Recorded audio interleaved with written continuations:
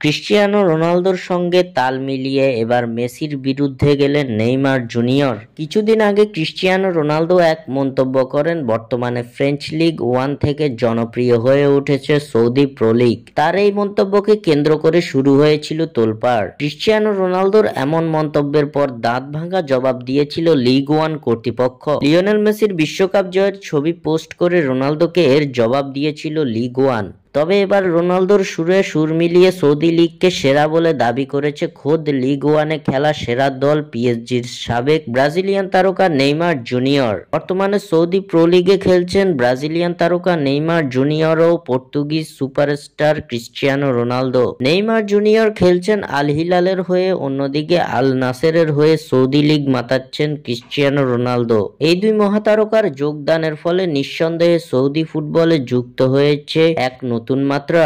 আর তাই তো এবার লিওনেল মেসির খেলা লিগ 1 থেকে সৌদি লিগকে ভালো বলে দাবি করেছেন ব্রাজিলিয়ান তারকা নেইমার।